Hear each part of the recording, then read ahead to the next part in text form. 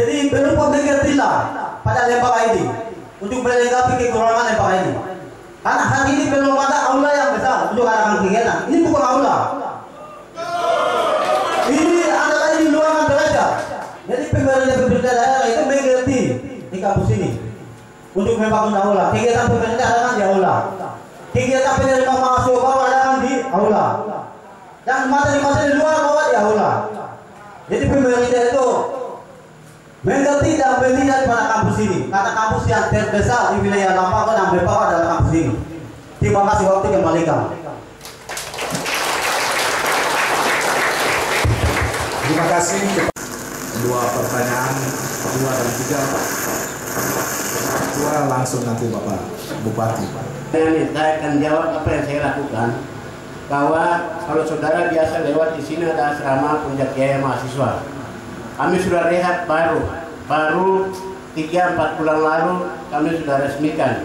Saya sudah perintahkan setiap hari, sudah resmikan, sekarang mereka sudah tinggal. Kami sudah rehat untuk asrama mahasiswa. Khusus Puncak Jaya. Saya tidak bicara kabupaten lain karena ini kita bertanggung jawab mengenai kita punya anak-anak sesuai dengan daerah yang ada. Jadi sekali lagi, apabila prioritas tinggi saya sudah lakukan rehat. Sekarang mereka sudah bisa tinggal. Kebijakan kedua, halaman di situ kita sudah bangunkan untuk lapangan bola voli, futsal, apapun di kompleks itu kita sudah bangun.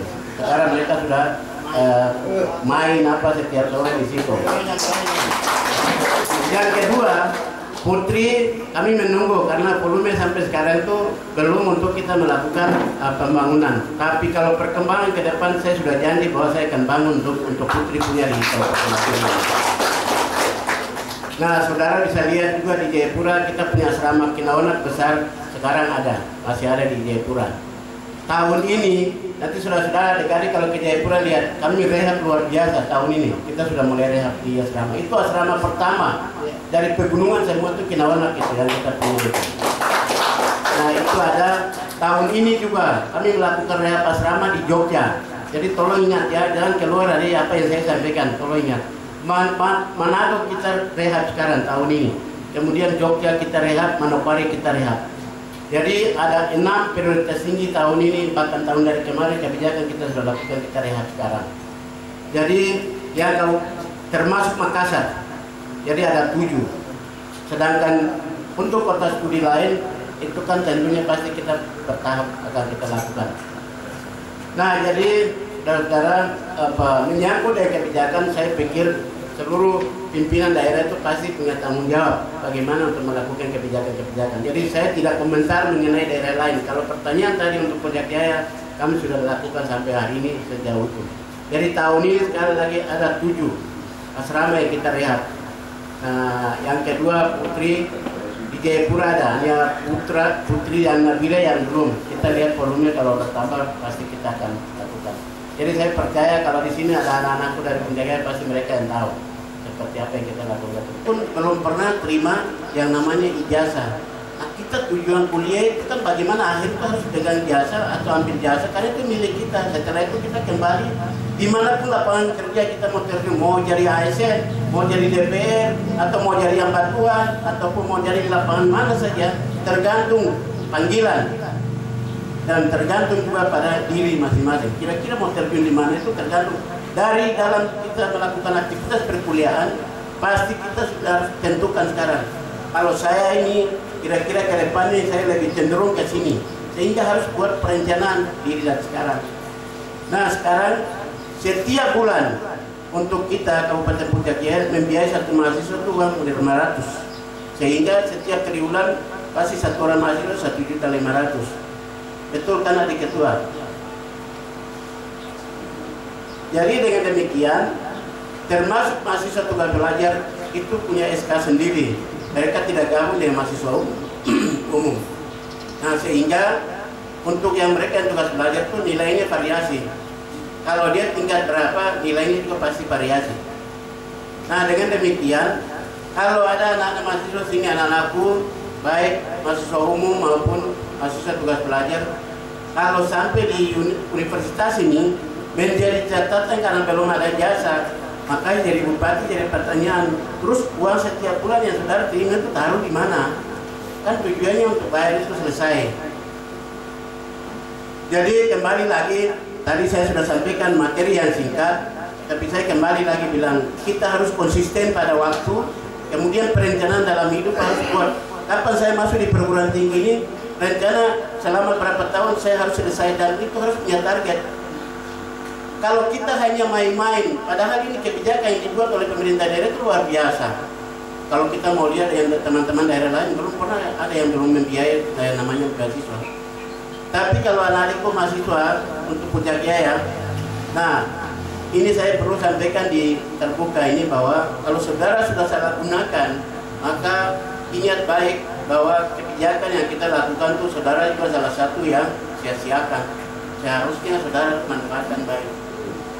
Jadi saya akan cek jumlahnya berapa di Pak Sekretaris Yayasan. Kalau ada nama-nama itu biasa terima beasiswa apa, ya bisa saja kebijakan kita bisa melakukan berubah. Karena itu, maka hitungan kami tahu maksimal itu minimal 4 tahun, maksimal 5 tahun sudah. Maka tahun besok SK ini kita sudah tidak masukkan lagi angkatan 2017. Kita akan besok itu 2016 sudah putus. Karena kita tahu bahwa 4 tahun atau paling lama 5 tahun itu sarjana S1 sudah harus selesai. Karena kami sudah pernah lewati. Apalagi sekalian ini kan terima beasiswa, kami tidak ada beasiswa yang kita terima dulu. Jadi ini agak sedikit ada saya agak ini karena ini sudah terbuka. Jadi saya ada anak-anakku yang dari daerah lain. Ini spesialis untuk Puncak Jaya sekali, luar biasa. Terima kasih. Saya pikir itu saja. Terima kasih Bapak Bupati.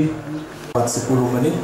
Jadi kegiatan kita di siang hari ini kita akan, dan sekali lagi kami atas nama Sivitas Akademika Universitas Satya Wiyata Mandala Nabire menyampaikan banyak terima kasih kepada Bapak Bupati Puncak Jaya. Dan sebelum kita tutup, ada tambahan dari Bapak Bupati untuk kita semua. Silakan Bapak.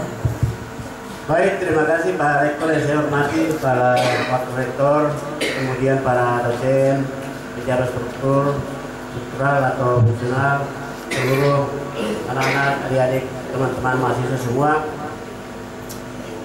Luar biasa hari ini saya sudah bisa melakukan penandatanganan, maka Pak Rektor, kalaupun anak-anak ini selesai dari perguruan tinggi ini, mereka membutuhkan lapangan kerja sesuai dengan MOU kita tanda tangan. Puncak Jaya siap terima, kalaupun keinginan untuk melakukan aktivitas di atas, tapi Puncak Jaya sangat terbuka sekali. Tergantung pada adik-adik. Kalau memang ada daerah lain, lapangan menurut saudara di daerah lain lapangan cocok, disilakan. Tapi kalau ada yang berkeinginan untuk ke Puncak Jaya, kami sangat terbuka. Kami akan melakukan untuk terima. Itu satu. Yang kedua, terima kasih adik-adik tadi mewakili BEM. Apa yang disampaikan, memang di perguruan tinggi itu tidak semudah itu kita membalik telapak tangan. Pak Rektor ini luar biasa menurut saya. Dia punya kepemimpinan ini, saya lihat perubahan yang begitu luar biasa terjadi di universitas ini. Satya Wiyata Mandala. Jadi karena adik-adik tadi ada yang beberapa sudah sampaikan bahwa kalau rapat apa begini harus dilakukan di aula apa, sampaikan. Ini saya tangkap pertanyaan ini, sehingga menurut saya ada benarnya juga. Karena bukan hanya kami dari pemerintah Kabupaten Puncak Jaya, teman-teman dari beberapa kabupaten lain, kalau ada panggilan hati nurani untuk memberikan pengalaman, itu tidak menutup kemungkinan, boleh-boleh saja. Jadi sebagai modal awal untuk pembangunan aula, saya akan berikan bantuan uang 500 juta untuk para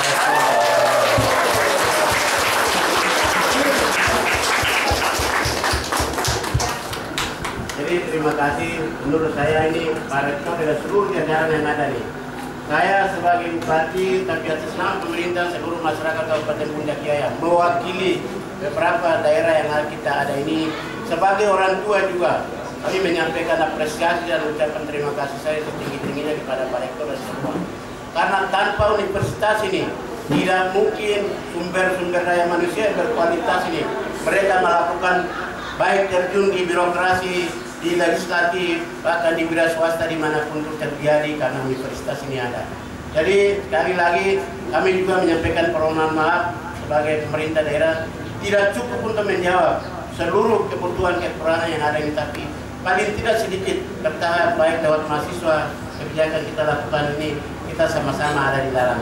Semoga ini ke depan universitas ini kita punya semua, kita harus tingkatkan. Jadi sekali lagi kami akan berikan bantuan modal awal untuk pembangunan aula, kita berikan uang 500 juta untuk ini. Terima kasih.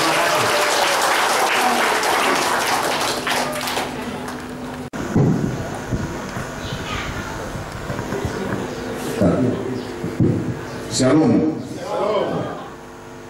Biasa kan kalau kita bicara tensi itu biasa ya. Kalau bukan seperti itu, bukan ada di anak ini, bukan di tempat ini, ya. Dengan begitu, kalau tadi mungkin mahasiswa saya yang tidak bicara banyak, berarti tidak mungkin kita dapat modal awal ya. Ya, apresiasi sekali lagi untuk Bapak Bupati, ya. Dan mari kita tetap merajut kebersamaan ini sehingga apa yang kita inginkan untuk membangun kampus kita ini akan bisa terwujud lebih baik lagi. Sekali lagi dari tempat ini saya menyampaikan terima kasih dan apresiasi yang setinggi-tingginya kepada Bapak Bupati yang terpelajar, Bapak Dr. Tony Wanda bersama jajarannya. Terima kasih juga kepada para dosen, unsur pimpinan, kepada para mahasiswa yang berkenan hadir mengikuti kegiatan ini. Saya berkeyakinan bahwa kata maaf, saling memahami itu kata yang akan membawa kita kepada satu kebersamaan. Ya, saya mohon maaf sebesar-besarnya jika dalam pelayanan kami kepada Pak Bupati dan staf maupun kepada kita semua masih belum maksimal, karena inilah keberadaan kita. Kita semua berdoa semoga Tuhan yang punya hidup ini memberikan kekuatan, kesehatan, berkat yang melimpah dalam kehidupan kita masing-masing. Akhirnya acara ini kita akan tutup nanti dengan doa. Saya kembalikan kepada yang terhormat dan bawa acara. Sekian dan terima kasih. Terima kasih.